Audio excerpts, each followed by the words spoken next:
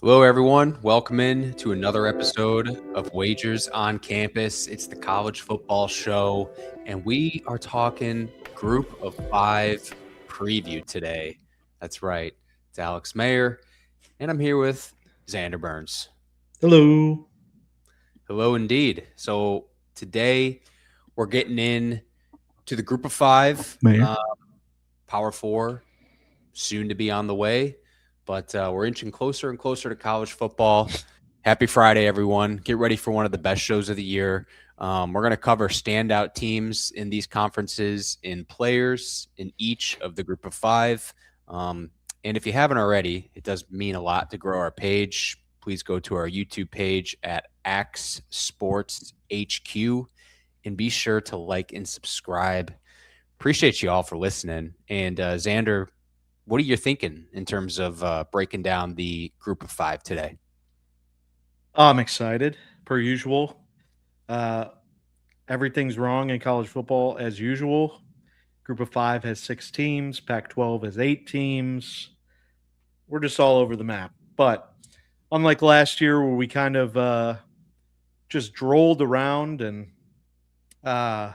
just really dredged up too many things that you didn't need to know, we're going to cover it all in one episode for you instead. And I'm very excited and happy belated to my co-host Alex Mayer. How was dinner last night, buddy? Yeah, thanks very much. We went to a Mexican restaurant right down the street called an Añejos, and it was really good. Burns, I got a chicken and steak fajita. Are you a fajita guy? I've been known to dabble, but I am not married to anything on a Mexican menu. Yeah. So the fajitas were real good. The people at the table, the most important part. That was real nice, and it was a good birthday, man. Worked, had dinner. Our dryer broke, but we fixed it. Nice. So, Any margs for you sloppy ass? um, no margs, but I did have a large Dos Equis lager. Yes. The only Mexican beer to have was a draft. Oh, yeah, of course. Whew. Oh man, I would punish a Dos Equis lager right now if it was draft. Yep, yep. I think it was like the 22 or 24 ounce cold glass. Ooh boy. Come on, Skip. Come Yeah. on. Fuck me up. So, Did they give you just one of the puniest limes you've ever seen for your gigantic glass? yeah, they did. That's a go-to Mexican restaurant spot for the Dos Equis big boy. Yep, yep. So it was good. One of my favorite beers is Leinenkugel Original. You can What? buy that. I said Leinenkugel Original. I heard what you said. I've never even heard of Leinenkugel original. So most people know Summer Shandy, right? Yes, correct. Yeah. So Leinenkugel, they're brewed in Wisconsin. In the Midwest, you can buy Leinenkugel Original, which is basically just like A Pilsner. lager? Oh, Yeah, Pilsner. Pilsner lager, exactly. I would say it's more of a lager, but yeah, it's light, it's refreshing. I first stumbled onto it a year ago when we were in Spooner, Wisconsin, small town, lake house town, and just loved them, man. I just loved them. So anyway, last time we were in Illinois, they were selling them at the liquor store right down the street from my parents' house. Bought a 24 pack and put about 14, 15 cans. I wish I could have put bottles in my suitcase. I didn't want to risk them getting broke. So I put cans in my suitcase. So I brought back to Florida with me about 14, 15 Leinenkugel originals, and I break them out here and there. I like to savor them. So I had a couple for my birthday yesterday. Hell yeah, man. That's good for you. See, that's men are a little bit more prepared when they know they want to get something home. The other half was also just in Wisconsin last week. I asked her to bring me back. How about a 6-pack of cans of Spotted Cow? Suitcase was already overweight and too heavy. Couldn't fit any more. Couldn't fit anything else in. Ah, shit. So Bummer. didn't get the Spotted Cow because we have to buy more clothes. Got to be more clothes. Well, I'll tell you this. If you ever make it down to Florida and you visit Nikki and I, we have about 50 spotted cows ready to go. Let's go. I would say we'll be singing 50 spotted cows on the wall, 49 spotted cows on the wall. Got to call something out here. Known Packer Alex, former beat writer of Packers Talk, is just proudly repping a big ass Baltimore Ravens t-shirt for the pod tonight. Can I ask what the fuck that is? Yeah, of course. It's a Baltimore Ravens t-shirt, and as you can tell, and it is a Zay Flowers player t-shirt. A jersey? Oh Yeah. my god! And it's not even like a jersey because they don't have the number on the front. It's just a logo with the name on the back. Yeah, exactly. What can I say? Just love Zay Flowers. He's a fucking dog. You purchased that, or do you like catch it out of a t-shirt cannon? Yeah, I purchased it, man. What the fuck? Oh my god! Tell me at least it was in the clearance bin. No, NFL shop, regular price. Did you win a championship with him? Zay? Yeah.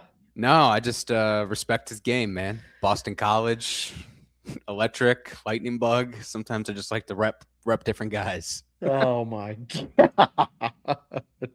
That is insane. Yeah, I love it. It's pretty nuts. Yeah. Are the Ravens playing today? No. But the Packers are. This is incredible. Yeah. Trey Smack looks real good, the rookie kicker from Florida. They are playing the Steelers though, so at least you got the little rivalry voodoo going for you. Yeah. Yeah. All right. Let's dive into it, shall we? Yeah, let's do it. All right. So, like I said, we're talking group of 5 today, and we're going to kick things off with Conference USA. And for all our listeners who need a refresher, Conference USA. Who's in Conference USA? Well, Kennesaw State, Jacksonville State, Western Kentucky, Louisiana Tech, Missouri State, FIU, Delaware, Liberty, Middle Tennessee, New Mexico State, UTEP, and Sam Houston. I got that correct? Yep. Sounds right. Great. So why don't you kick us off here? Talk about some of the top teams in this conference. Yeah. So the top 3 favorites we'll cover each conference. We've got Liberty, 270, Western Kentucky, 290, and Jacksonville State at plus 450. And then kind of spreads out from there. But again, a smaller conference, only 10 teams. So you are going to have a little bit more compact odds. But teams like Middle Tennessee State and Houston, or Sam Houston State, are still going to be the bottom of the barrel, losing some players that were good on their already bad teams from last year. So we will not be diving into them. However, when we look at some of the favorites, Liberty, as long as they're in this conference, kind of like Boise in the Mountain West, they're always going to be a perennial favorite to win here, just with the biggest enrollment by far.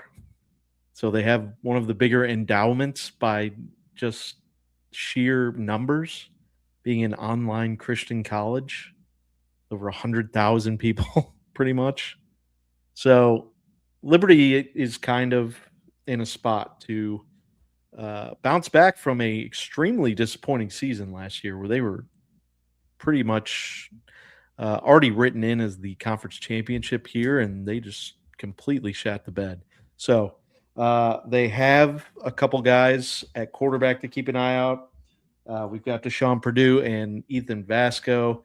Vasco came in last year, if you remember, took over the reins. And they're going to be fine on offense with 7 returning starters, 5 returning starters on defense. I think that Liberty is in a prime spot. But as always, WKU is right there. They actually lose Caden Velkamp over to Sunbelt, I believe. No. Velkamp went Mountain West. Wrong again. AAC is at FAU. Knew that. But Velkamp from WKU is out. Rodney Tisdale is in. They're going to continue to move their high-powered offense. up and down the field. After a strong 9-4 season, basically the entire conference kind of rolled over. You're not going to have double-digit returning starters from really anyone in this conference, so that could be the one open door for a potential dark horse. And our dark horse that we see this year is Missouri State. Ryan Beard back again. He led the Bears to a pretty surprising record last year. And when we look at Missouri State, they're not even in this conference, are they? Yeah, there's been some shakeups. No, they are.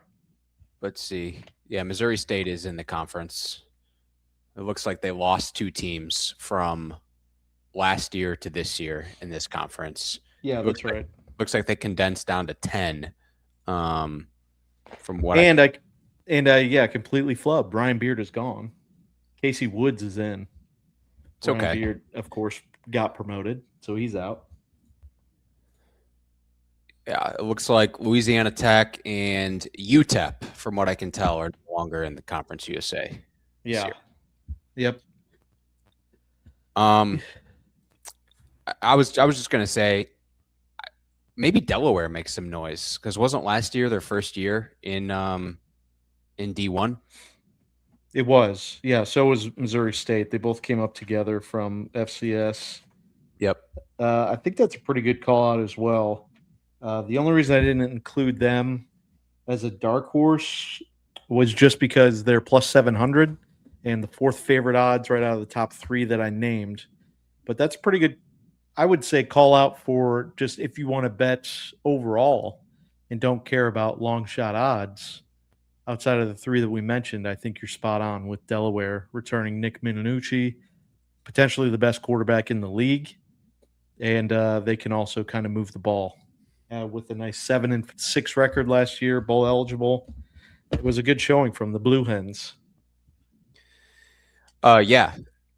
I'm not too surprised to see the favorites in this league be who they are. Liberty, you already talked about them. They're kind of like the Boise State of this conference. And I feel like teams like Western Kentucky and Jacksonville State have been consistently competitive over the last few seasons. Like Jacksonville State, remind me when they had Rich Rod over there, that they've made like 2 conference championships in a row, I believe. Yeah. Yeah, I think they won 10 in a row, Rich Rod's last year. Mm-hmm. So, yeah, they've kind of come out of nowhere and stayed there. I think it's just it's a Southern team. They have a good recruiting base of SEC rejects, too dumb to go to the SEC, or too small, undersized. And, so that's carried over pretty well for them. It sure would be nice to see our Middle Tennessee State Blue Raiders get back in contention. God, I would love to be able to attend a Wednesday night game that means something. From Murfreesboro, Tennessee. Exactly. Let me get down there for $15 and just hoot and holler with the boys in Murfreesboro. You remember when Belichick was out there scouting MTSU guys? I think he was still the Patriots coach at that time. No, I don't remember that. Yeah, it made headlines like, "Oh, Bill Belichick's in Murfreesboro on a rainy Tuesday morning scouting a MTSU guy." Sweet. Yeah. Top players in this league. Anyone that you want to highlight? I know you already talked about Nick Minucci from Delaware. Yeah, I think sticking on Jacksonville State, Caden Creel really had a tremendous first year last year. Threw for 1,500 yards, 9-4 TD split, but more importantly, he ran for almost 1,100 yards last year. That's about 6 yards a clip with 7 touchdowns. Don't forget he threw in a little 4-yard reception there too. They had a little trickeration. So no, he was responsible for 16 touchdowns. They're just a very run-heavy offense with Cam Cook, who's now at West Virginia, obviously former Rich Rod. He was a tremendous talent out of Jacksonville State last year. So they'll just have trouble replacing him. But Caden Creel, as long as he doesn't regress from taking care of the ball, he'll be the top player potentially for a CUSA Player of the Year. And then a guy that we know that has bounced around, our boy Kanye Yeah. Udo, Yep. went at Army, then last year just kind of fizzled out at Arizona State. Really nothing after a 1,100-yard performance at Army. Also getting the ball a lot more, but his yards per carry came down quite a bit. So he'll be at Liberty now. Probably talent he was more familiar with than over at Arizona State in the Big 12. And I'd like to see a renaissance from him here. Obviously, he's been in successful programs, and he's a level-headed guy and not a behind-the-scenes problem for why he's transferring so much, then should expect a bounce-back season from him. Yeah. You would think a guy who was at Army wouldn't have too many problems. I would think so, but usually those guys don't transfer out unless you're a extremely famous comedian that has no work ethic outside of your craft. Yep.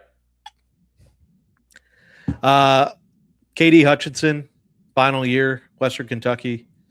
Number one guy, 66 receptions last year.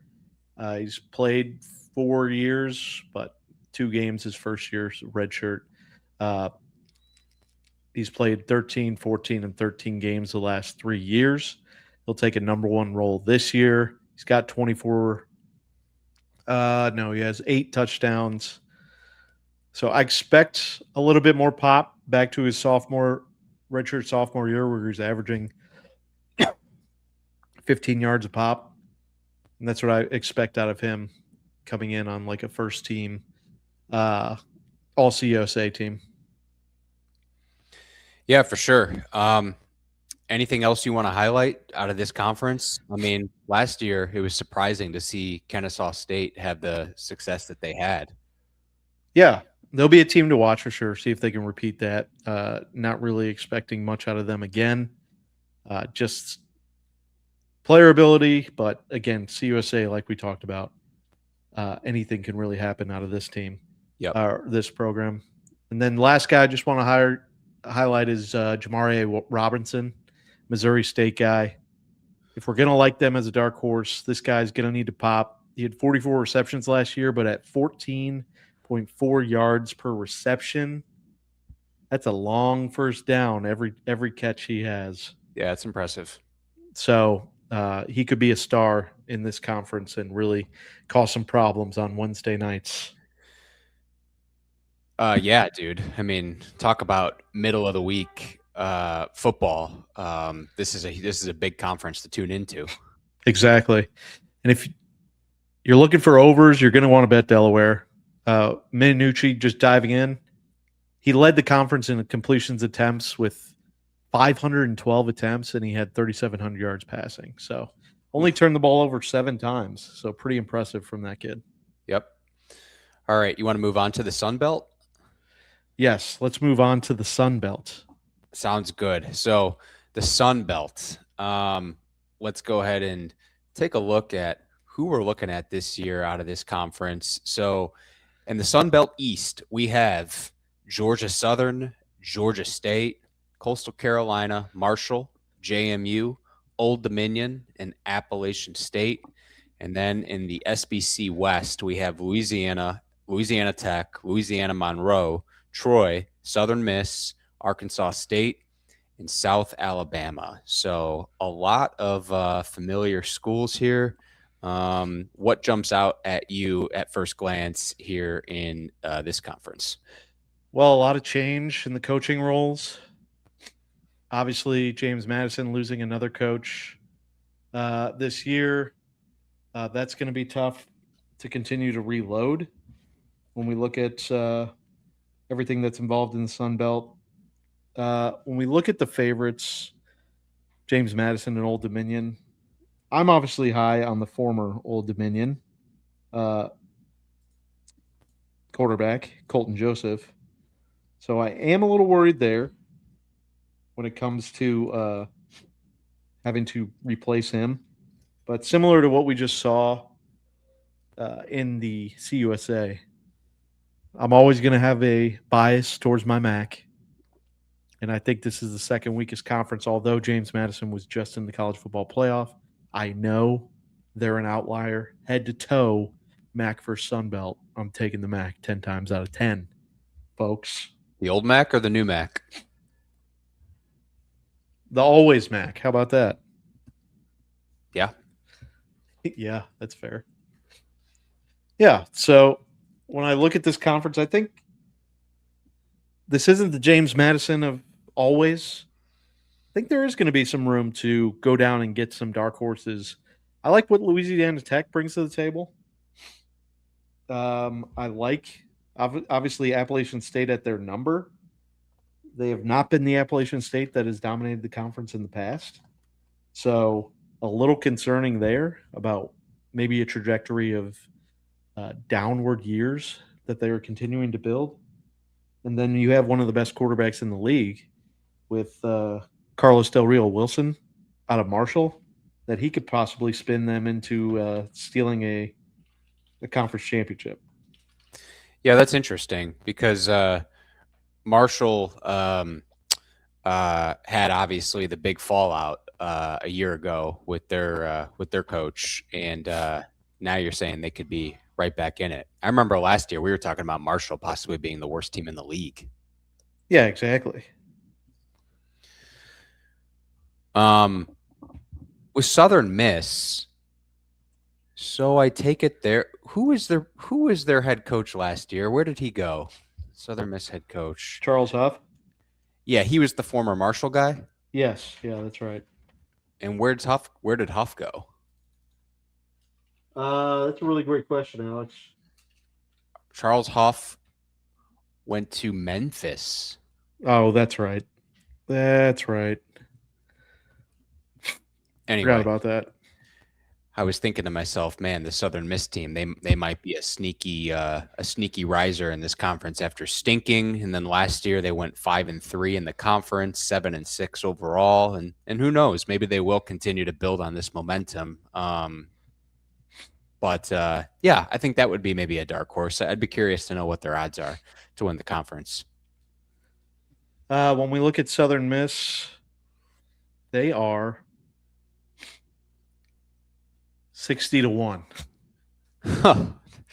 Same price as like the Seattle Seahawks winning the Super Bowl last year. Yeah, pretty much. Okay. And then, of course, sorry, go ahead. I was just going to say also this is the last conference also with the split tiers. Like basically two divisions? Yeah, two divisions. Yeah.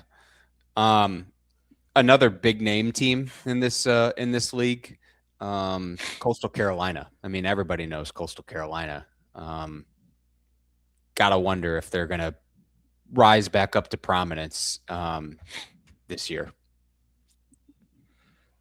I don't know. I don't know if they have the guys to go grab it, but there's a possibility. I think Georgia Southern would be a team to keep an eye on. Clay Helton kind of finding his lane over there. Mm-hmm. Has pulled off a couple upsets, and they're +3 in that close win category. So getting Max Johnson under the helm, a guy that's been eager to kind of show off his skills, that's been bitten by the injury bug, will be good in a smaller conference. Yep, Max Johnson, former Minnesota and North Carolina quarterback. Yeah. No, Texas A&M, not Minnesota. Different Brown. Texas A&M. Yeah. I think he might have gotten hurt against Minnesota and when he had his debut game with Carolina. Yes, that's right. He also played for LSU, low-key, and played a full season with them. That's right. Was he the quarterback in the game where the Florida cornerback threw the shoe? Yes, dude. Oh my God, that guy is. I hope he's not doing well. I hope that guy still hasn't learned his lesson. Sounds like you had money on Florida Gators that night. Sure did. I sure did. Yeah, they were big favorites that night too. Yep. Who are some of the top players in the league that you want to highlight outside of Max Johnson, the Georgia Southern quarterback? Yeah, Max is getting one of the last eligible guys, so this will be his 7th year of eligibility Hmm. after only playing 1 game in 24 with that horrific injury, 4 games last year, 4 games 22. It's been unfortunate for the guy, but he'll be in a good role here. Our boy Lunch Winfield, our starting quarterback on our all-name team. He's a threat on the ground and through the air. Just need him to progress a little bit more through the air. Only 1,500 yards in a full season last year with 11 touchdowns, but he did score 9 on the ground with 700 yards rushing. He's a bigger body, and I like what Lunch can bring to the table. No pun intended. But outside of the quarterbacks, Devin Roach from Old Dominion. This is a player that shared the load last year, but only on 111 carries. He was averaging 5.7 yards a carry.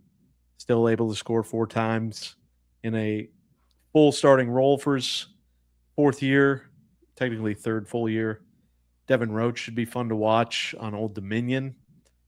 Carlos Del Rio Wilson, he was at Syracuse. Marshall last year played like half load by only throwing the ball about 250 times, but a 17-5 touchdown to interception ratio is why I'm so high on him as being the Sun Belt Player of the Year with a full season and full payload ahead of him.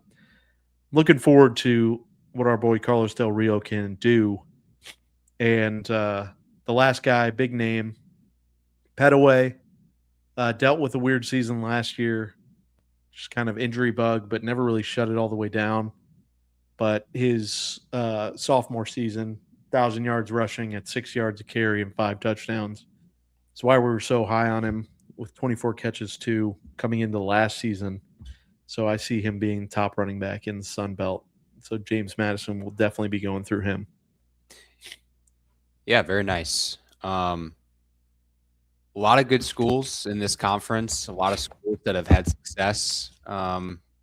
Recognizable names. Any closing thoughts on Sun Belt? No. I think it's a wide open race, the first 2 conferences. So if you want to parlay a couple of those mid-range guys, that can be some big money. All right.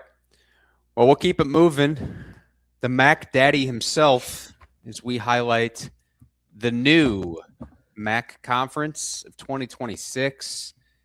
Top teams who are projected to potentially win the conference. We have Western Michigan at plus 360. That's a new one.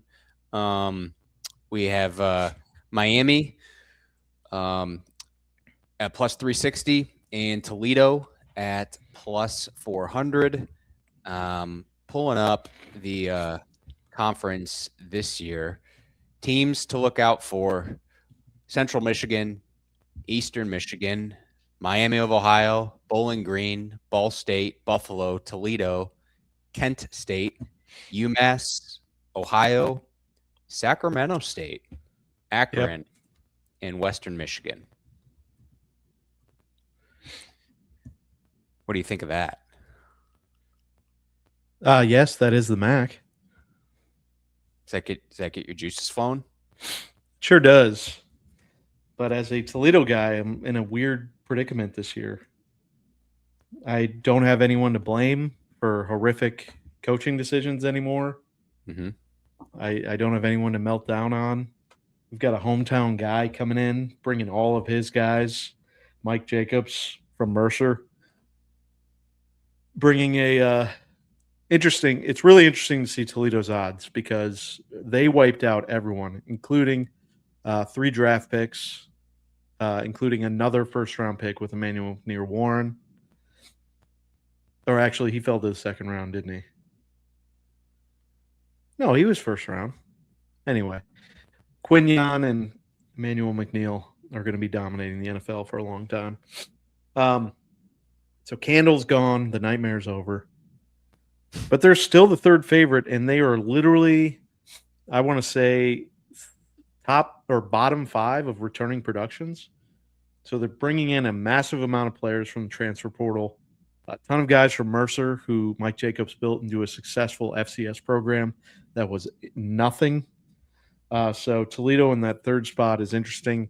Western Michigan for sure was who I expected to see as the betting favorite, with Brock Lowry and Jalen Buckley returning again for their third season together. Incredible duo. It's just that defense. We'll have to see what they can produce. But this being their last year should be interesting to see, because they're two incredible talents on the offensive side. And then Miami is just now kind of inserted themselves in the Toledo role as well, as just being perennial pests under the Chuck Martin era of just kind of being there when it's all said and done. Yeah, absolutely. We've seen some really good defensive efforts out of Miami here lately. Yeah, I think when Chuck Martin and Jason Candle figured out you're really just kind of playing a game of chance when you completely pass up recruiting the defensive side of the ball in those matching games of 58 to 55. And when you actually recruit just disciplined defensive players, you figure out that these MAC offenses don't have second options, and the quarterbacks aren't making full progressions. So you can really break down some of these quarterbacks and offensive lines pretty easily. And it's shown that you can build decent defenses in the MAC, and you can contend, as Toledo's shown, almost beating Kentucky on the road last year. And then just competing with San Diego State as well and other teams outside of the MAC. Yeah, speaking of, well, actually not, but that just reminded me, Sacramento State joins this conference this year. Northern Illinois leaves the MAC. Yes. Yep. Correct. Which feels weird. Whenever I think of Northern Illinois, I always think of them as a MAC school, just like a staple MAC school, honestly. So that'll be an interesting change. But I guess my question for you is twofold. Sacramento State, your expectations for them, and my second part of that, Akron and Kent State, are we going to see improvement? Kent State for sure. Akron, maybe. I don't know. But Sacramento State first. And the Northern Illinois thing, I appreciate the MAC basically kicking out Northern Illinois of everything else. So Northern Illinois will be playing in the Horizon League for basketball and all other sports. So since they took this football deal, it was football only for Mountain West. And the MAC's like, fuck that. We're not dealing with you. It's an idiotic move. Toledo also got the same offer, turned it down, rightfully so. Get us to the AAC or the Big 12. I mean, just call us up to the big leagues. We'll be more competitive than Cincinnati, I'll tell you that much. Whoa. Anyway, Sacramento State is just an FCS team that is trying to get to the FBS as fast as possible. They're paying their way on all their trips. Like, it won't come out of the conference pay. They're not getting any money for road trips. So it's interesting. They're a massive state school. They're in the state capital, California. Like, they have also a huge donor base, and this is one of the biggest attended schools in that state. And they are going to be a problem as they build. They're not going to be anything this year or really the next couple of years, but 5 to 10 year landscape, they're going to be moving and shaking, and they won't be in the MAC for long. Sure. Speaking of the MAC, sidebar, your boy, the Ohio quarterback from last year, what's his name? Curtis Rourke? 3 years ago now. Starting for the 49ers tonight in the preseason. Yeah, because you remember he played Indiana. Yep. Starting for the Niners tonight. Wow. Representing the MAC. Hell yeah. So I saw, in terms of a dark horse, there's a particular school that you highlighted. Tell me about them. Yeah, Eastern Michigan. I just think with I was a little surprised on the positive end from their performance last year, even though it was only 4-8. Their offensive side of the ball is kind of what has me looking at them as a dark horse. Thought Noah Kim was basically just a pile of laundry, when really he was pretty impressive last year, if we're being completely honest. Is that the Michigan And State kid? yes, it is. They just couldn't stop a cold with NyQuil on the defensive side of the ball. Yeah. So they lost to Long Island. I mean, that's not going to happen. So, like to see Noah Kim back this year. Highlighted him in one of my top players to watch last season. He led the conference with 402 attempts and 2,800 yards passing on 18 touchdowns. 2,800 yards is good enough to lead the MAC in passing last year. That's pretty crazy. Yep. So I'd like to see improvement there. But yeah, 61% completion. That's good. I don't mind Eastern Michigan. And I especially love when 22, 23-year-olds can bully around mid-tier 18-year-olds. Yeah, sure. You highlight Kim from Eastern Michigan. Any other players that stand out to you going into this season out of this conference? Yeah, a couple other quarterbacks. A guy that kind of made a name in bigger games last year, Drew DeShields out of Kent. He was just such a absolute firecracker, but constantly getting hurt in games. But he played in every game, so he was still able to produce over 2,000 yards passing with 18 touchdowns and to only 3 interceptions. So he didn't turn the ball over, including against Florida State. He had a touchdown and 1 interception. Pretty good. And against the rival Akron, 5 touchdowns and 0 interceptions. He flashed. He flashed. So I like his tenacity. The leader in the clubhouse, though, for Conference Player of the Year, Brock Lowry. Big expectations recruiting wise. They were big fans of him coming in. It was a tumultuous first year starting. Only 1,800 yards passing, 9 touchdowns, but Western could not figure it out on the offensive side of the ball passing. But he was able to contribute almost 1,000 yards rushing on 14 TDs last season. So Lowry can lower the shoulder and just absolutely punish you when Jalen Buckley, his teammate and running back, isn't doing the same. Coincidence stats here.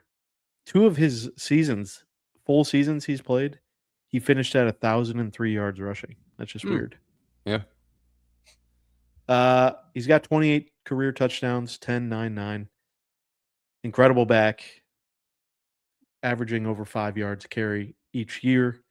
So Jalen Buckley will be someone to watch, and then we'll highlight 2 of the wagon wheel participants. We already highlighted a Kent State guy. How about an Akron guy? Jordan Gant, running back out of Akron, 1,032 yards rushing, 5 yards a carry last year. As a junior, his first year in the FBS. He should be able to shine this year on an Akron team that is always gritty, but always kind of pulling up the rear. But Joe Moorhead in his 4th year has these guys fighting and clawing, right, Mayor? Yeah, and Buckley, that's interesting that you bring him up because he's had so much success at Western Michigan, and he's just continued to stay with the program. I would be interested to know what type of offers he's gotten from some other big schools. You just don't see that today. You know, good players just continue to stay at smaller schools. You know, you feel like a guy like Buckley could have gone to the Big Ten, to ACC, really anywhere he wanted to go. But seems like home for him is Western Michigan. So I like those kind of stories. It's good for the sport, I think. I agree. Absolutely. So this is your conference. This is your baby. For everyone listening, you probably know, maybe you don't. Xander just absolutely wrecks the MAC conference every year from a betting standpoint. So any final highlights on this one?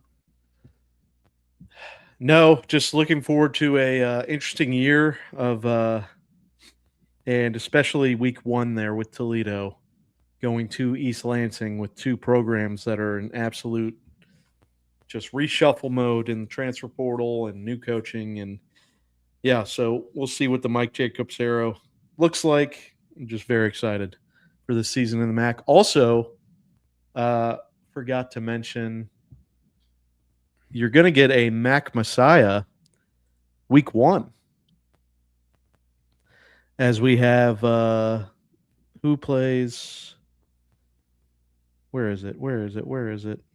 Or is it week 0? Wow, this is great radio here. Is it my Buffalo Bulls? Or maybe it's week 2. It is the Buffalo. No, what the hell? All right, maybe I was wrong. I thought we were getting a... Yep, false alarm. Terrible radio. What an idiot I am. Cut that out. Cut that out of the pod. Yeah, we might need to cut that one out. Yeesh. That's brutal. Oh, maybe I thought I just saw Michigan and Western Michigan. Maybe that's why I'm such an idiot. Sorry. You done? Yeah, I'm done. Okay. All right. Let's move on to the Mountain West. The Mountain West. We got a newcomer in the Mountain West this year. We've talked about him a little bit previously.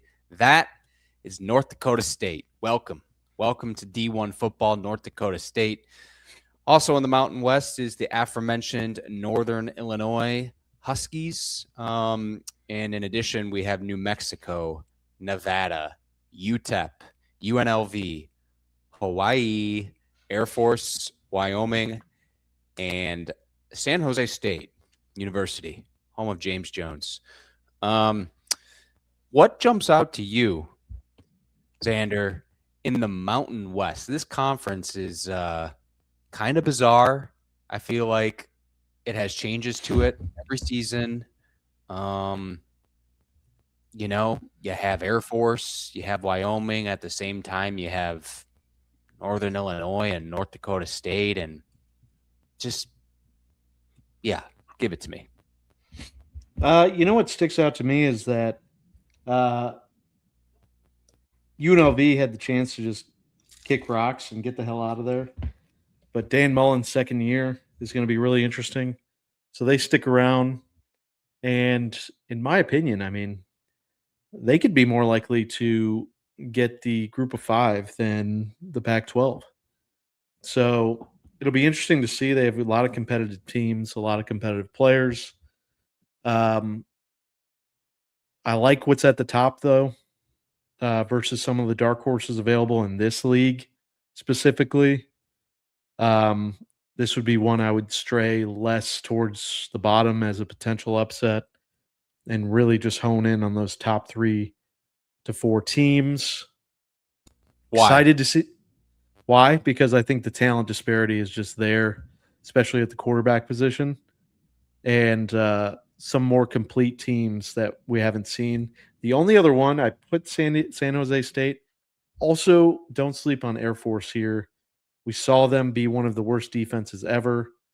They're returning one of probably the most, like up there with one of the most players,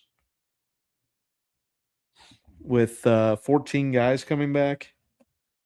And like we talked about on No Transfer Portal for the academy teams, is that when you hit those years of 12 plus seniors, all of a sudden the team that was 4-8 last year is competing to potentially have one loss the next year. These boys just constantly constantly improve because they run the same goddamn offense for 100 years. Yeah. So those are the only two I would stray away from the top. I think not having some of the big boys in this conference that have typically been in there, like a Boise State or a Fresno State or a San Diego State, should give some of those other teams that have been in this conference, and like you said, maybe a little bit more veteran led, or maybe they've established themselves a bit, to really take a step forward, because it certainly helps when you don't have to play some of those better schools in the conference anymore. Yeah, 100%. The biggest question is just going to be first year, what do you got? It was nice with Delaware and Missouri State last year. We're getting Sacramento State obviously to the MAC, but North Dakota State, we're talking odds of making the playoff. We're talking 12-1 undefeated odds. They're already plus 300 to win a competitive Mountain West.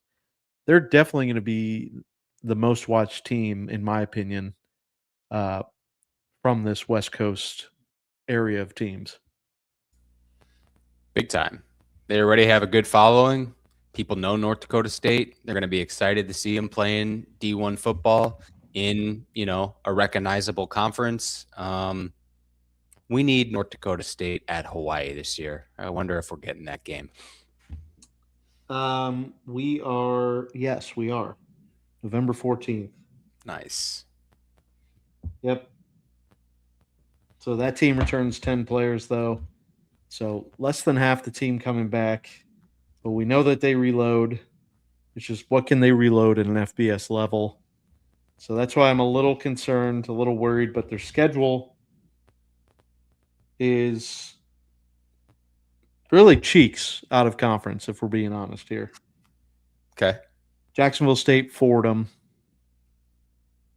Sacramento State. Yeah.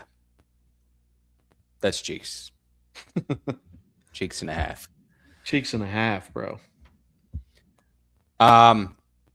Mountain West, top players in this conference. We've talked about him in the past in one of our latest episodes. Jackson Arnold, the former Oklahoma and Auburn quarterback, now is with Dan Mullen and UNLV. On paper, that seems like a pretty good get. Yeah, we'll see. Surprised Calandria just kind of got chased out of there. He really kind of revived his career from what I expected. Very surprising season last year. Yep. So we'll see. Obviously, Jackson Arnold, big name, 5-star recruit, has been extremely underwhelming at every stop he's been at, with only a career high of 12 passing touchdowns in his sophomore year at Oklahoma, if you remember. That was an ass Oklahoma team. Big time ass Oklahoma team. So going to need to see it out of him, going to see a little bit of mobility. He doesn't need to run the ball like he's a full-on dual threat, but he has the legs to move around and dominate in this conference. So we'll see if he's revived by Mullen's offense. Yep. It's got to be smart. Can't be taking those headshots. No, he's been a little reckless running the ball. For sure. If he can stay healthy, I think that puts UNLV in a really good spot to be super competitive this year. Another UNLV player, Jaden Thomas. Yeah, solid running back. Led the league in rushing last year in yards per attempt, 7 yards a clip. Yeesh, with 12 touchdowns. I mean, this kid is an electric factory when he touches the ball. He already has 31 touchdowns on his career. This is a true senior. Don't hear that term very often. With over 2,500 yards rushing in his career. Doesn't really play a factor. Kind of tuned it up a little bit in Mullen's offense last year with 39 receptions. But before that, he only had 18 combined in his first 2 years. So really going to be interesting to see him just fully turning it up as a lead back here. And then a couple other players that we wanted to mention. Micah Eliotto from Hawaii. Yeah, man, this guy stole the show last year. He really came onto the scene out of nowhere, really. And he took over that starting role and led the league in completions, attempts, and touchdowns. Oh, is this Mini Tua? Yes, Mini Tua. Also led the league in yards per game. He had 3,100 yards, 24 touchdowns on uh, 9 interceptions. He's fun to watch. He's really fun to watch, but same with Drew DeShields is you got to keep this guy healthy in game. Yep. Just multiple games that he got bounced out of. Early in the season, he was very turnover prone, especially at home. It felt like he was very trying too hard. 3 interceptions with Fresno coming to town in a 2-point loss. Definitely can't have that. So would like to see the interceptions come down. They really did. He didn't have more than 1 the rest of the year in a game. So let's just keep it to 0 in consecutive games, Micah. And we could be talking about Hawaii kind of possibly being a dark horse that we didn't talk about. Yeah. Yeah, they got a big game to open up the season at Stanford after beating them on the island last year. I'm curious to see if Stanford's going to get their revenge this year. They don't have the Tokyo Toe. So that's the only disappointing part about Hawaii's biggest loss from the offseason. Tokyo Toe, who's that? Their kicker. Oh, yeah. Man, what a game. That dude was insane. He was like the Lou Groza finalist. I don't know. No, Oklahoma's guy won it, but he was, the Hawaii kicker was a finalist in the Lou Groza Award. Yeah, for sure. That's a good call out. I'm gonna miss Pofile Ashlock. That was such an awesome wide receiver. He's back. Oh, he's in the NFL. Are you sure? No, I'm pretty sure. Let's see. I have him down as back. Pofile Ashlock, football player. Yeah, he's on Hawaii. Yeah, that's right. All right. I'm liking this Hawaii team more and more. Yeah. And they have a really favorable schedule. Ending the season with Sacramento State. They're going, oh, that's so funny. Going to DeKalb, Illinois. That is hilarious. Their biggest game is at Arizona State mid-season. But yeah, Stanford opening up is going to be big, but I think they can definitely take Stanford down again. So this is a team that, early on they'll be tested because they get UNLV the next week. Yeah, interesting. Okay. Is that UNLV game in Hawaii? It is. Okay. 10 o'clock Central. I think I was thinking of, and I know Ashlock, but Nick Nash, was that his name? San Jose State? Was San Jose State, yeah. What a beast. Yeah, he's gone. Okay. A couple other players in this conference to wrap it up. Cam Thomas from UTEP and Jack Lane from New Mexico. Any comments on these guys? Yeah, Cam Thomas just more of a potential star, knocked out of last year, getting another year to come in. So we'll see what he can do in the UTEP offense that desperately needs some offensive production. And then Jack Lane on a New Mexico team that is going to be very competitive in this league. Obviously, as you saw, second favorite to win. Great showing in his first year, his first ever, kind of tossing it around with 2,500 yards passing, 13 touchdowns. He's mobile. He can get out of the pocket, but he's not going to be a dual threat. A team that has been improving and returns a tremendous amount of talent is the New Mexico Lobos, bringing back 14 guys, Alex. Okay. Not great. No, they're bringing back 14 guys. That's 14, good. 14 starters? Yes, yeah. Okay, that's pretty good. Yeah, I mean they were second in the conference last year, like sneaky under the radar. Big time. So Mountain West, I think, I would really take UNLV this year, to be honest. Although we did kind of talk ourselves into Hawaii there. A little bit. That Aliato and Ashlock do not play defense, though. They're kind of like our LA Tech from last year. Remember, we had LA Tech win the conference. Yeah, exactly. Oh no, we're getting internet mayor again. Oh shit! All right, I'll be back. Let's go. Sorry. And we're back. All right, perfect. So we wrap up the Mountain West. Now our next conference, we're going to be diving into the AAC. I love this conference. I don't think I'm the only one, but this conference is so much fun. A lot of good teams, some interesting players and coaches who are coming into the league and also have left the league year over year. So anyway, going into the year, when we look at this conference, the teams that we're going to be talking about, North Texas, Charlotte, Rice, Tulane, Memphis, Tulsa, Navy, UTSA, Temple, Florida Atlantic, UAB, Army, East Carolina, and South Florida. Things that jump out to me right away. Alex Golish, South Florida head coach, leaves and goes to Auburn and brings his quarterback with him to Auburn. And Tulane, Summerall, their head coach, he leaves and goes to University of Florida. North Texas, of course, very good quarterback who now is going to be playing for Oklahoma State this year.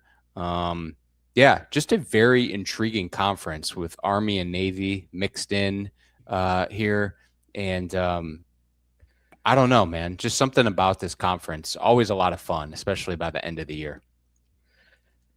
Yeah, 100%. And can't leave out our boy, maybe the most exciting hire of the last year, Brian Hartline, going to USF and bringing some Ohio State wide receivers with him. Yeah, that'll be something to watch. It looks like even with Hartline and bringing those players, they did not quite crack the top 3 in terms of favorites in this conference. That's right. Yeah, let's see. Favorites for the conference, though, were Navy. Again, so it's going to be a bit of a renaissance for a down year in the academy schools last year.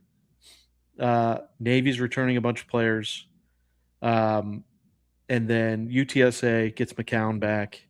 And then ECU got a pretty stout roster in a team that was very pesky last year. And with Tulane getting a lot of turnover from Summerall leaving and not really up there in a true competitiveness when it comes from the quarterback perspective, it's going to be interesting to see kind of who becomes top dog here. Yeah, for sure. Because last year, Navy has been in the mix here recently, these last couple years. But when you look at last year, like you highlighted, East Carolina, they went 6-2 in the conference, 9-4 overall. But North Texas and Tulane were the teams playing in the conference championship game last year. Correct. Obviously, with Tulane getting that win and getting to the college football playoff. So yeah, I mean, this year it looks like we have an opportunity to possibly see some new schools in the mix. Any other teams that kind of catch your eye that you're really intrigued to watch? Yeah, FAU will definitely be up there for me as a player. We'll talk about here in a little bit. Army's competitiveness. Totally forgot about Horvath and Navy going 11-2 last year. I thought there was a buffer year in between that. I'm mistaken. I've got a little drink in this cup. So you can't tell me to remember all 138 teams' records from last year. Whoa. What are you drinking there? A little Ollie Poppin' vodka. Oh, okay. I should give it a try. Yeah, absolutely. We actually have a couple of Ollipops in the fridge. Yeah, I got the strawberry vanilla and vodka. It is a delightful treat. Love that. Yeah, and then obviously with Memphis, we talked about Charles Huff being there. He's won at different places. Monken just got renewed today. Army's head coach. Uh, Hartline at USF. It's going to be a jolt of energy for sure, but we'll see how he is in a head coaching role. We'll see what he's doing with offensive play calling. Tulsa's going to be involved. Temple has some decent players, but overall, as a team, I don't know if they're going to be able to compete for a championship over there. North Texas loses everyone, including Mestamaker, and then our boys Rice. So, speaking of Temple, just a one-off. They get a absolute hell's bells of triple option teams. This is probably a note that no one gives a shit about, but I do. They get 3 weeks in a row. Oh shit! It's not Temple. It's someone else. It might be FAU. FAU gets Rice, Navy, and Army back to back. Okay. Yeah. That's a Or gauntlet. just 3 triple options in a row. So they get to start the season with them at least? Oh, there it is. It's Tulsa. Tulsa. Tulsa. Nope. It's October 10th, 17th, 23rd. That's brutal. At Navy, at Rice, at Army, or home for Army. Oh, I mean, that's you got to. There's no way they're losing all 3. If you get to practice for the triple option every single week, it's something you can break down. Yep. Wow, that's interesting. I just love that there's a conference with 3 triple option teams. Yeah, you're not seeing that in the SEC. No. Georgia Tech, they were probably the most recent big time, program to do it, but they don't do that. They don't even do it anymore. No. As a dark horse, I know you already kind of called them out. FAU 17-1 to win this conference. I know you highlighted them on our outline. Any particular reason why you're interested in this team? Yeah, it starts with the quarterback. Under the player that we're going to highlight in the league too, who could definitely come in and just win AAC Player of the Year. That's how good I think this kid is. Coming from Western Kentucky, Caden Velkamp just slings this motherfucking thing around. Most attempts last season in the American at Florida Atlantic. Oh, that's right. He did play at Florida Atlantic last year. He was slinging that thing around. But at Western Kentucky, I remember him. Led the league in yards and touchdowns. Biggest thing from last year's initial year at FAU, 17 interceptions, but he did have 24 touchdowns. All about volume. He'll improve. I like what this kid can do. He still had 67% of his passes completed, and that's elite. So I like him coming in to this season. But another guy, same position, UTSA, who's a favorite, second favorite to win the conference, Owen McCown, out of the McCown family tree. Yep. Gunslinger, back-to-back 3,000-yard years. He's got 61 touchdowns to 22 interceptions on his career. He's a great player here. He's definitely up there as a favorite to win Conference Player of the Year as well. And when we think about Jeff Traylor, in that dome, he's 25-1 at UTSA in conference. Wow. So UTSA doesn't lose in conference at home. They just don't. So it's going to be interesting to see for sure. But Owen McCown, again, they're going to be slanging that thing around that dome. And it's going to be fun to watch. 25-1 is unheard of territory. Seriously. That's something you got to jot down on an actual piece of paper. Some of these stats you hear, you got to actually write it down. And then, like, when it comes to betting for the week, you have your, like, need to know. Yeah. And you're, like, going down, and you're like, oh, that's right. UTSA just fucking doesn't lose in conference at home. Why am I betting against them? They can just improve a little bit on the road. They might go out and win this conference, huh? Seriously, after a disappointing 7-6 year, plus 450 does not look that bad to me. I would agree with that. Couple other players you highlighted include Jojo Bermudez. Yeah, that's right. Yeah, he averaged 13 yards a pop last year as a junior. Came out. He was second team let's see. In the FCS, he was second team all FCS, I believe. Something like that. Just a great player coming in to Temple that really pops as a potential down the field game breaker. And then Jaheim White coming in from West Virginia, just kind of maybe transferring at the wrong time. Everyone's going out. I'm coming in. What an absolute jitterbug in the backfield. His freshman year, he averaged 7.7 yards a carry on 100 carries. This dude absolutely gets upfield quick. Got hurt last year, didn't play.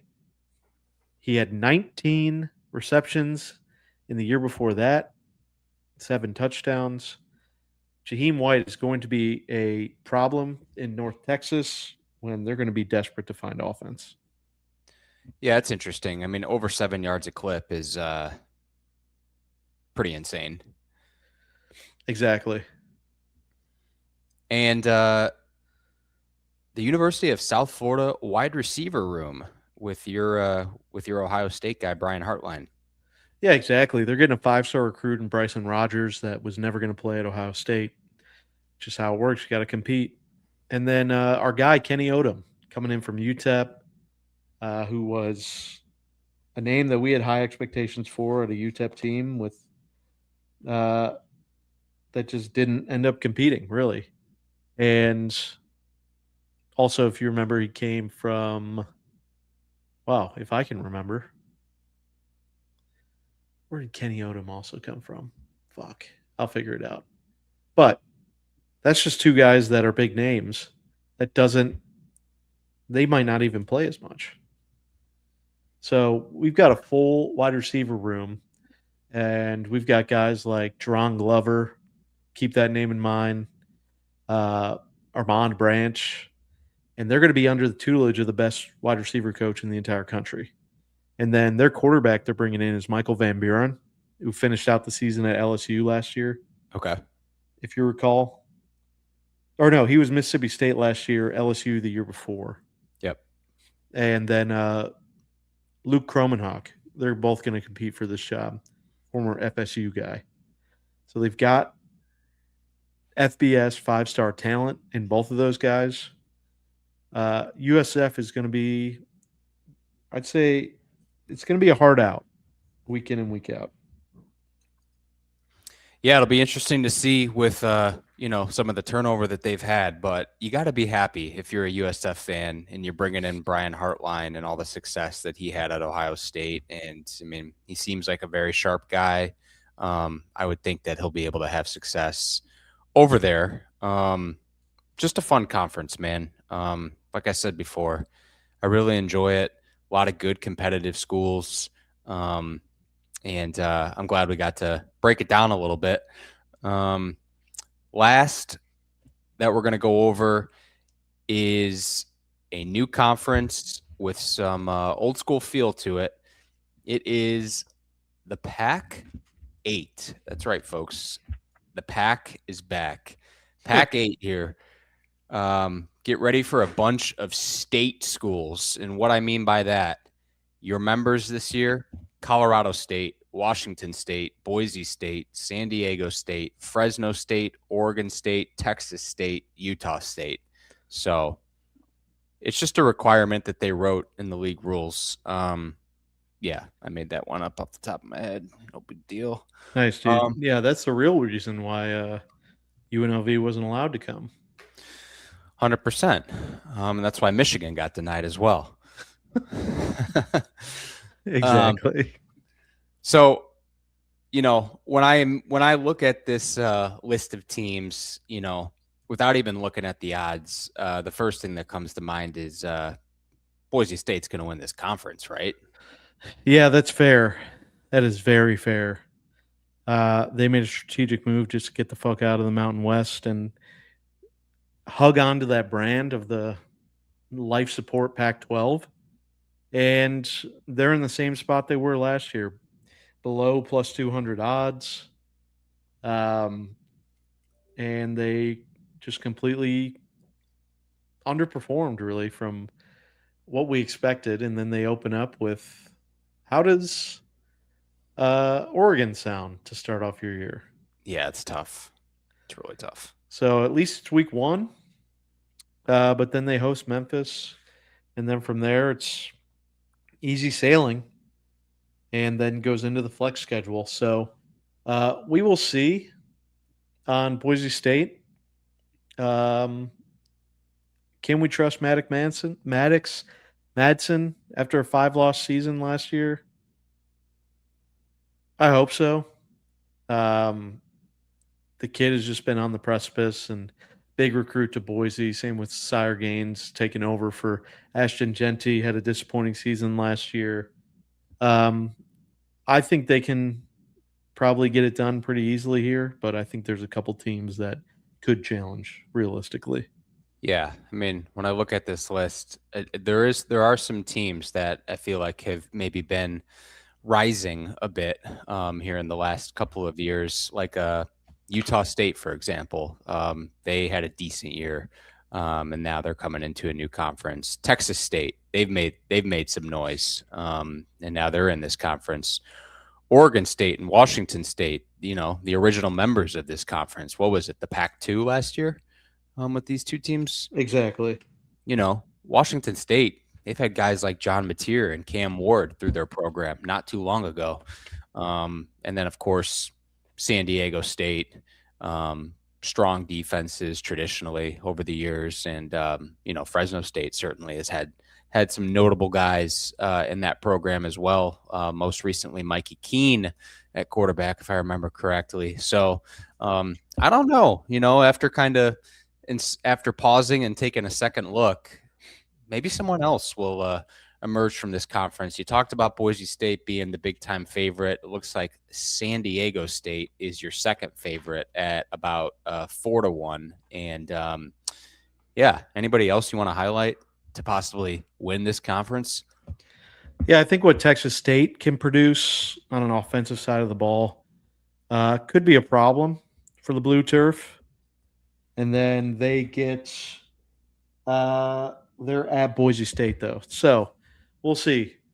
They're a quote unquote dark horse, but they're the third or fourth favorite. Or probably the third. Yeah, third favorite. There's only 8 teams. Okay. So there's not really definition of a dark horse. Colorado State is 30-1. So longest shot, Colorado State. Yep. Well, I know you mentioned Maddox Madsen and Sire Gaines from Boise State. We got a couple other players we wanted to highlight, including 2 from Texas State. Maybe that's why they're third, projected favorite to win the conference. We got Bo Sparks and Brad Jackson. Yeah, Bo Sparks led the Sun Belt last year, 84 catches, 1,200 yards, 10 TDs. Looking to capitalize off that from his quarterback, Brad Jackson. Led the league in completion percentage last year with 71%, and then was able to pop out 3,200 yards passing, no big deal, on a 21 touchdown to 7 interception clip. Led the league in quarterback rating too. A little undersized for QBs that I like. He's 5'11". That's a huge size in the normal world, massive size. But when it comes to the football field, a little worried about it. But Texas State could potentially pop up there. So, yeah. And then Lucky Sutton is someone we highlighted from San Diego State. He didn't quite make the all-name team, but he was an honorable mention. For sure. Led the Mountain West in rushing last year. Just 3 yards short of 1,300 yards, 250 carries. Only got in with 10 touchdowns. I know I say only, but when you're ripping the rock that much. Got to get in a little bit more than that. So Sean Lewis there, MAC alum, has been pretty successful getting them to 9-4 last year on a team that wasn't projected to do very well. So really appreciated that out of him, and he's a tremendous coach. But this league is full of tremendous coaches: Bronco Mendenhall, G.J. Kinney, Sean Lewis. So we'll see. I think it's Boise State's for the taking. I would say Texas State would be my second favorite on the betting side. Yeah. And do we know what do we know what network these games are going to be on? And I know that's a bizarre question, but I saw today they had frickin' Scott Van Pelt doing a commercial saying that the CW now streams on ESPN. So I don't know if they're taking the CW channel away from us, and now you have to like buy streaming services through ESPN to watch CW games. But I remember last year the Big 12 had a lot of CW games. Looks like CBS and Paramount Plus, CW. No, I remember last year because I have ESPN Plus. The CW was on for potential quad box. That's what I'm saying. I think they're taking it away. No way. Like ESPN is buying out CW, so now you have to stream through ESPN. That's my understanding of it. Oh, that's what I meant. I meant ESPN quad box. Gotcha. Because I still pull it up through the Xbox, and you can get the ESPN quad box on that, or if you pull it up on your computer, you can do that as well. And then, of course, the Hawaii Lake games will be on CBS Sports Network. Mm-hmm. Or the fucking Hawaii channel that I have to where's the damn media asset here that I have to oh no, it didn't work. Illegally stream. You got an Xbox, dude? I thought you Xbox One. So a generation ago, not the newest one. Okay. Yeah. Got it. Well, we did it. We covered Group of 5. We went through all the conferences. We talked about some of the best players in the leagues. We talked about some of the top teams. Xander, appreciate all your research into this. Anything else that you want to go over? As far as coverage, no. I think there's a couple conferences that are completely up for grabs, like we mentioned, and then I think a few that are definitely going to be tilted more towards the top. You can get crazy on some of these apps and parlay conference championship winners. Get crazy with the G5 parlay. Why not? Yeah, that would be fun. And, you and I, we're going to be cooking up our wins parlay here relatively soon. Just in terms of what are we going to do? Like a 10-legger of teams hitting their over or under in wins. Yeah, last year we did a 10-legger of 6 wins, and it came out to be right around 70-1, and it went 8-2. So I think we got to find our bread and butter in that 6-win category of 10 legs gets us around that number. Can't wait to give that out in 2 weeks. Yep. Anything else? I think we just knock out this G5 draft to recap everything and to have basically just we're each going to pick in a snake draft form the 2 teams we want to represent us for the whole year. And then I'll, of course, keep track, and we'll revisit who's the G5 king at the end of the year. All right. You can go any conference you want and just pick 2 from each conference. 2 from each conference. All right. Got it. Let's go with UNLV out of the Mountain West will be my first pick. It's a hell of a pick, Alex. Thank you. God damn it. You dirty dog. That's a really good one. I'll take Boise. Just got to have them on the team. PAC8. And let's see. As for the second pick, I will. I will go to. I'll go to the Mountain West, and I'll take North Dakota State. Nice. Your darling. America's darling. America's darling. All right. I'll go to the Conference USA. Give me Liberty Bibbity. Okay. Fucking love saying that. You sure do. Such a silly boy. And out of the Sun Belt, whoa, give me Old Dominion. Oh, dirty bastard university. Yeah. Yo. I love it. I'll stick in that conference and I'll take JMU. Out of the Sun Belt. And then let's see, CUSA. No. And then MAC, I'll take Western Michigan. Okay.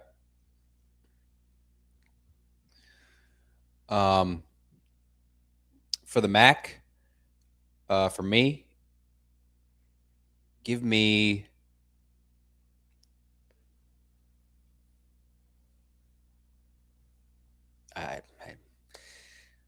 give me Eastern Michigan. Whoa. Love it. Talked him into the Noah Kim hype and potentially father-in-law kind of creeping over their shoulder there. Loving the Michigan State connection. And then out of the PAC-8, let's go Washington State. Wazoo. Out of the PAC-8. That's his first pick from there. I like it. All right. For me, let's see. You got my... I will take UTSA out of the AAC. It's a good pick. Yep, I think so. They don't lose at home. They just don't fucking lose at home. And then I will take from the same conference. I'm going to take my guy. I trust my guy. I like a big first year out of Heartline, USF. All right.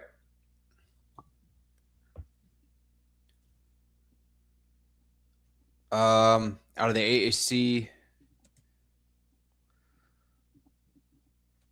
have I picked a team out of the AAC? Yeah, I went with. No, I haven't. No. Is Navy still on the board? They are. I'll take Navy. It's fair. Take the favorite. Couldn't leave that on the board. And give me Memphis. Bitch, I'm from Memphis. Come on, Kit. No, it's a really good pick there. Really good pick. Memphis. AC is done. We both have two teams from there. So I need a PAC-8, a Mountain West, a Sun Belt, a MAC, and two Conference USA teams. Give me Texas State from the PAC. And then for the Mountain West, I need to round that out. Ooh, do I take an academy team? I can't disrespect the country. Can I? I'll take Air Force. There you go. You consistently back the academies. There's no debate about that. Well, I back their unders, that's for sure. Out of this shitty Mountain West Conference, give me I already went with UNLV. New Mexico would be the chalky pick, but we're not going to do that. Give me Hawaii. I knew you had it written all over you. Yeah, I just can't help myself. That's who I was going to take if you did not. I'm a dirty, dirty little boy. Guy just loves getting laid.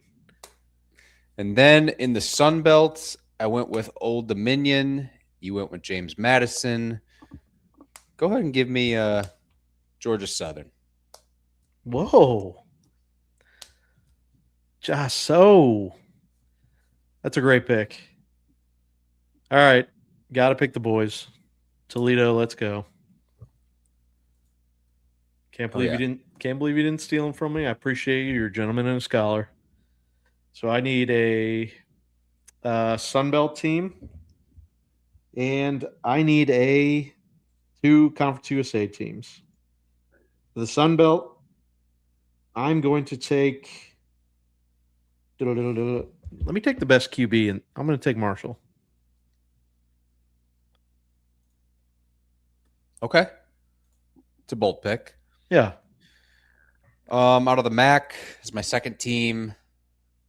Give me Miami of Ohio.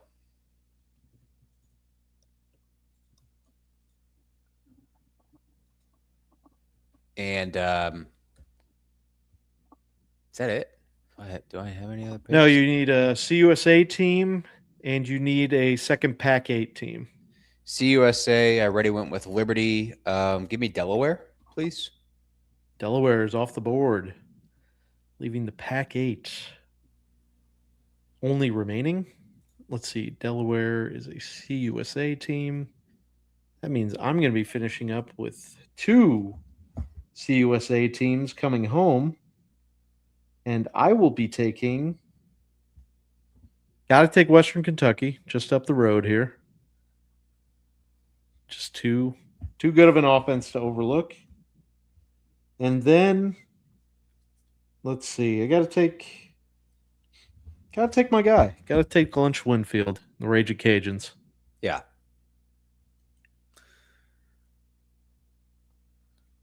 And to round us out, my last pick from the PAC-8, I'll go ahead and roll with Utah State.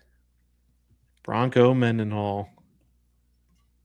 Just a real son of a bitch in the best way possible. So hold on to your ass 1 second here. I've got this live graphic for us to recap. I'm much more prepared than I was yesterday or 2 days ago when we recorded. So, easy now. There it is. There's the G5 draft. For everyone at home, keeping track.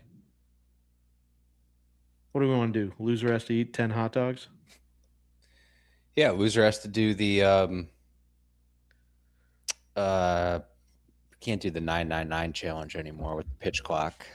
So yeah. I did my 999 challenge on a 1-0 game in Pittsburgh. It was basically a pitch clock. Loser has to eat ass. Why are you giggling? The fuck? We'll figure something out. All right. Still owe me a Hot Ones challenge, but we'll figure it out. I do. I do. That'll be our first ever live stream. So next episode, Power 4, is that right? Yes. I believe that is correct. Next episode, next Wednesday and Friday will be Power 4 episodes. So I imagine we'll knock out 2 conferences for each day. And then the following week, brother, will be our future show, finally. And then we will have a full-ass Week 0 slate. Yes, an ass Week 0 slate. Let's fucking go, dude. It's a late night here for us on Thursday. I appreciate you sticking around. Hopefully you enjoy the show on Friday. Yep, for sure. Appreciate y'all. Thanks for listening. We'll see you soon. Love you guys. Bye.